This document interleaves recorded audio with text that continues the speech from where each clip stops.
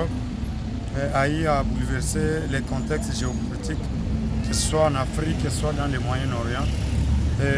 La récente visite du ministre des Affaires étrangères Lavrov en Égypte a plusieurs enjeux géopolitiques, notamment sur le plan religieux.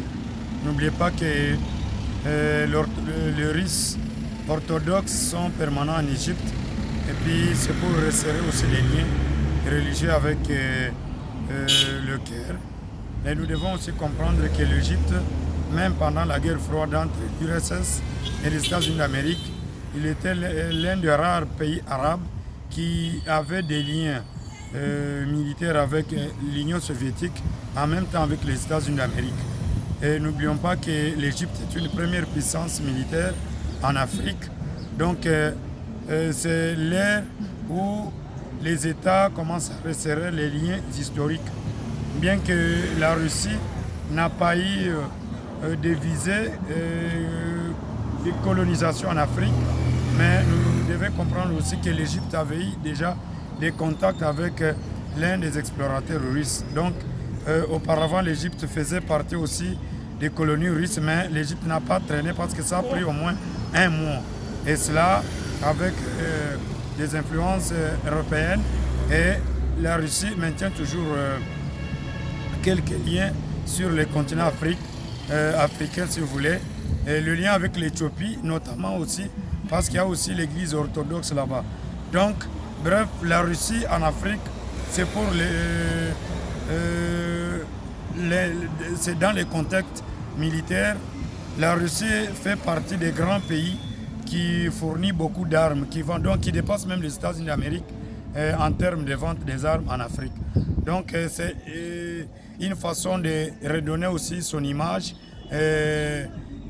face aux intérêts occidentaux. Est-ce que alors tout cela, ça s'est vu que sur le sol africain, est-ce que ça peut changer maintenant la donne au niveau des relations entre l'Afrique et le reste du monde? Oui, l'Afrique est une zone d'influence géopolitique des grandes puissances. Et je peux dire à mon niveau, c'est une guerre chaude après la guerre froide. Maintenant, c'est une nouvelle guerre technologique moderne qui s'installe. Donc les États commencent maintenant à s'allier, soit derrière les États-Unis d'Amérique, soit derrière la Russie. Mais pour le cas de la RDC, nous devons comprendre que nous sommes une nation, une zone d'influence géopolitique où nous ne pouvons pas être uniquement derrière les États-Unis d'Amérique ou la Russie, parce que vous devez aussi retenir que les États-Unis d'Amérique étaient la première nation à avoir reconnu l'indépendance du Congo comme État indépendant du Congo lors de la conférence de Berlin.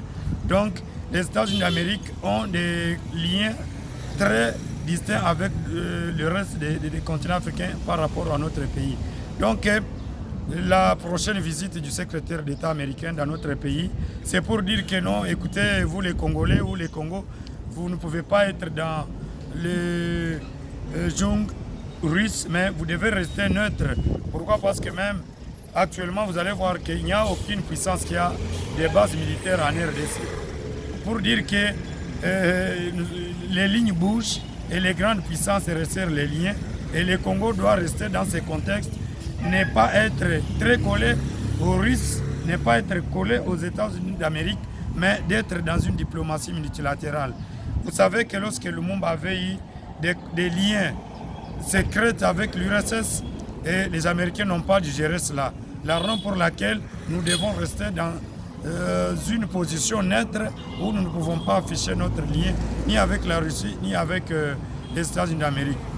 Mais je le dis bien sûr, Macron est arrivé au Cameroun, en même temps au Bénin, c'est parce qu'ils ont été humiliés au Mali, et donc la donne change. Donc la Russie resserre les liens avec l'Afrique, c'est sur le plan militaire. Ce n'est pas pour le développement, c'est pour maintenir certains pays africains dans sa philosophie de s'opposer aux pays occidentaux. C'est ce que le ministre même a dit, le ministre des Affaires étrangères a dit en Éthiopie. C'est pour dire qu'il est en train de faire une politique de séduction vis-à-vis des Occidentaux.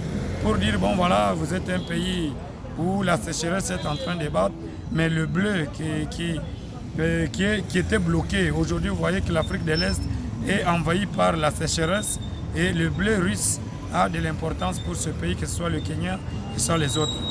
D'une manière brève, il y a les alignements entre les grandes puissances vis-à-vis des pays africains. C'est la raison pour laquelle vous voyez que les visites qui s'opèrent déjà sur le continent d'Afrique, ce n'est pas pour le développement du continent, c'est pour être encore placé, soit insérer aussi les alliances avec telle ou telle puissance étrangère. Voilà un peu ce que je peux dire. Monsieur Hosni, nous vous disons sincèrement merci. C'est moi qui vous remercie, merci beaucoup Faya TV pour la considération. Je sais que nous devons marcher comme ça. Je vous remercie parce que à chaque fois vous faites appel à moi. C'est vraiment un plaisir. Merci.